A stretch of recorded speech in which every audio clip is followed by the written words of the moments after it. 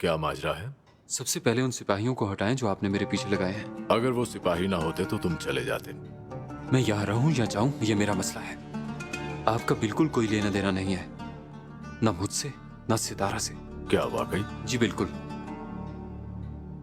सब चाहते हैं सितारा की शादी हो जाए और अम्मी ने फैसला कर लिया है कि उसका फर्ज अदा कर दें। तुम जाकर उन्हें समझाओ कि अब भी उस घर का सरबराह मैं ही हूं। अगर कोई मेरी बेटी से शादी करना चाहता है तो पहले मुझसे पूछे, और अगर कोई इज़मीर छोड़कर जाना चाहता है तो वो भी पहले मुझसे इजाजत तलब करेगा। ये मत सोचिएगा कि आपने मुझे रोक लिया। रुकने का फैसला मेरा अपना था। हाँ, ठीक फैसला है तुम्हारा। तुम्हारी माँ को, बहनों को, दादी को, सबको तुम्हारी जरूरत है। आ जाओ। जनरल वसीली ने आपको बुलाया है कमांडर। मैं आता हूँ, तुम जाओ। उन्होंने हुक्म दिया है कि आपको साथ लेकर आऊं। वो आपके मुंतजिर हैं।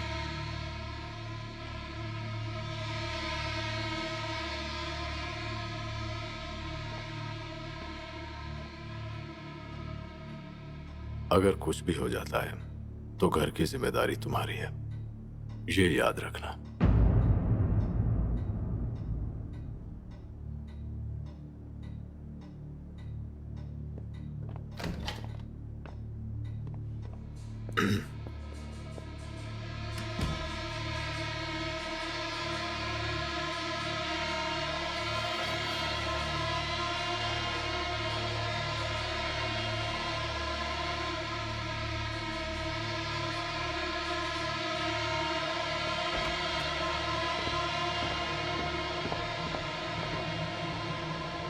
कमांडर, तुमने तो कहा था कि हथियारों से कोई लेना देना नहीं है। ये हमें ऑलमास हसन के घर के पास से मिले हैं जावेद।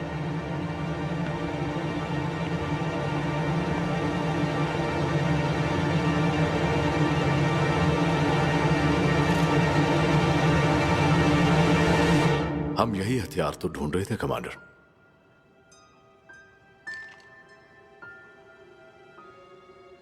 पहले तो तुमने कहा था कि तुम्हें हथियारों के बारे में कोई मालूमात नहीं है, लेकिन जब तुम वहां पहुंचे तो माजरा कुछ और ही निकला। और तुमने यह भी कहा कि उस हमले का और इन हथियारों का आपस में कोई लेना देना नहीं।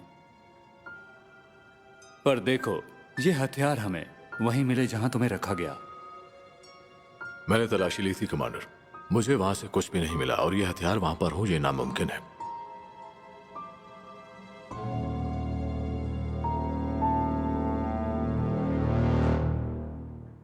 ये हथियार उसके बागीचे में दबे थे। अगर मुझे बाग की तलाशी का मौका मिलता तो आपके एतमाद को ऐसे ठेस न पहुंचती कमांडर। चलो, इससे एक बात तो साबित हो गई कि ऑलमास हसन का इन हथियारों से कोई ना कोई ताल्लुक है। जी बिल्कुल। हमें हर हाल में उस शख्स को तलाश करना है। उसके सर पर एक भारी इनाम रखो और दीगर इलाकों में टेलीग्राम भिजवा दो। उसे पकड़ना हमारे लिए बहुत जरूरी हो गया है। जो आपका हुक्म कमांडर। मैं इजाजत चाहूंगा।